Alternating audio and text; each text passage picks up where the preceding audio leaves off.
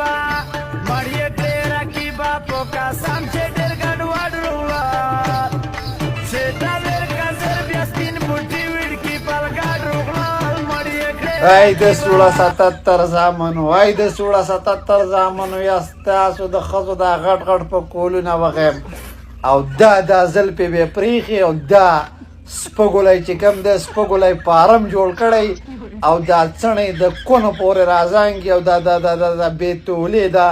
ناروا په کولونه په سر کړي او ټوپکې پکې تېری ګرځي ستاسو پښتو وغیم ستاسو غیرت وغیم د لګانو وزیرستان خیبر تیرا ورانه شوه جنګونه شروع دي دا د دې کونیانو د لاسه خدای تعالی له طرفه په موږ باندې عذاب مسلط دی او دی وروره